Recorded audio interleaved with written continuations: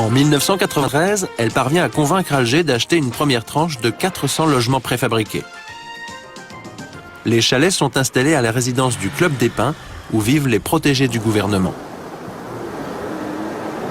En 1994, la presse d'Alger révèle que l'opération a été en partie financée grâce à l'argent des petits épargnants de la CNEP. C'est le scandale. Un journal algérien calcule le nombre de logements sociaux qu'on aurait pu construire avec les millions de dollars des chalets américains.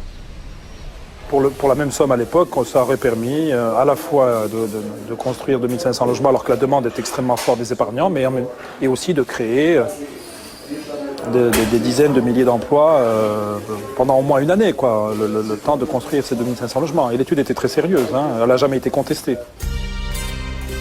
Et cette affaire des chalets est symbolique du fonctionnement plus global de l'économie algérienne. Plutôt que de fabriquer sur place les produits dont la population a besoin, les hauts responsables militaires préfèrent les importer de l'étranger, car étonnamment, cela leur rapporte plus d'argent. Sur le port d'Alger, le tiers des marchandises arrivent de France. Pour les faire entrer en Algérie, il a souvent fallu payer des commissions à des intermédiaires. Un patron français nous explique comment ça se passe. Concrètement, on va vous dire, voilà, vous êtes présélectionné, vous avez de bonnes chances d'y réussir. Maintenant, il vous faut un petit coup de main supplémentaire, parce que vous comprenez, vous n'êtes pas le seul, il y en a un autre. Il faudrait qu'on se voit, qu'on en discute, donc on en discute. Et puis la finalité, ça veut dire combien? C'est-à-dire ? En général, c'est, je dirais, une dizaine de pourcents. C'est une dizaine de pourcents. 10% du montant des importations, 1,5 milliard d'euros par an, partirait donc chaque année dans la poche des hauts dirigeants du régime. L'argent leur est versé directement sur des comptes à l'étranger et en devises, s'il vous plaît. Analyse d'un banquier américain, spécialiste de l'Algérie. L'intérêt de ce système, c'est que cela vous permet de faire sortir votre argent d'Algérie. Si vous fabriquez des produits sur place, vous pouvez prélever des commissions, mais l'argent vous sera versé en dinars et cela n'intéresse personne. Ce qu'ils veulent, ce sont des euros. Un système pervers qui handicape les entrepreneurs algériens, mais aussi la population, car les produits importés sont plus chers. Allô ? En 1997, Ahmed Bouakaz, un homme d'affaires algérien installé en Belgique, va tenter de remettre en cause le système. Il envoie en Algérie du lait moins cher que Nestlé, Candia ou Régilet, les fabricants européens qui dominent le marché avec la bénédiction des autorités. Une étrange campagne de presse est alors lancée contre notre homme d'affaires, notamment par le journal du général Betchin, un puissant dirigeant impliqué dans les affaires. La rumeur affirme que le lait de Ahmed Bouakaz n'est pas conforme, tout est fait pour jeter la suspicion sur sa marchandise. Le lait se retrouve donc bloqué sur le port d'Alger, avec interdiction de pénétrer sur le territoire algérien. Notre homme d'affaires est dégoûté, il comprend qu'il dérange un gros importateur qu'il soupçonne d'être lié au général Betchin. Celui qui importe 2000 tonnes de lait, c'est pas un type qui mange des sandwichs à midi, hein. C'est quelqu'un qui a les moyens, qui a des journaux, qui a une presse derrière lui. Et donc là, vous allez voir le général Betchin ?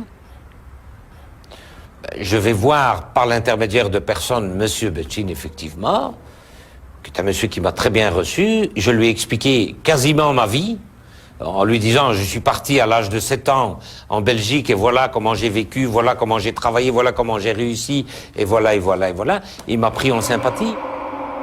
Le général Betchin use alors de son influence pour débloquer le lait d'Ahmed Bouakaz.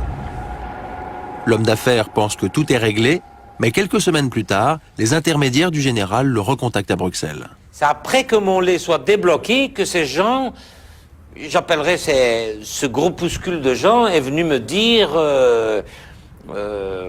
que M. Betchin avait des problèmes financiers, que si on pouvait l'aider, on commence par 5-6 milliards et puis on vous dit mais il faudrait vite débloquer 1 milliard et on vient vous voir à Bruxelles, on vient négocier avec vous, on vient vous dire maintenant vous êtes assuré, vous avez vu avec quelle force on a pu faire sortir votre lait. Et on vient, on se met à l'hôtel, on profite un peu du séjour à l'hôtel, tout ça c'est joli. Hein. À vos frais ? Non mais c'est pas un problème, payer l'hôtel, vous savez, je le payerai à n'importe quel Algérien qui viendra à Bruxelles. Et après il vous demande plus d'argent. Mais je l'ai jamais donné. Et donc on vous a bloqué votre lait ? Ben c'est peut-être pour ça, certainement pour ça. Et oui, Notre homme d'affaires refusant de payer, son lait est à nouveau bloqué. Bilan, des centaines de tonnes de marchandises détruites. Ancien officier de la sécurité militaire algérienne, aujourd'hui réfugié à Londres, le capitaine Ougnoun confirme que beaucoup de généraux sont impliqués dans les affaires et qu'ils sont souvent incontournables. Il est impossible de prendre un marché si on ne paye pas un général ou si en quelque sorte on n'achète pas la protection d'un général.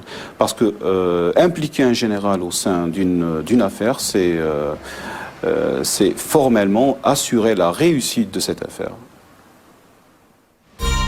Une économie largement basée sur l'importation, un pays où 40% de la population vit avec moins de 2 € par jour,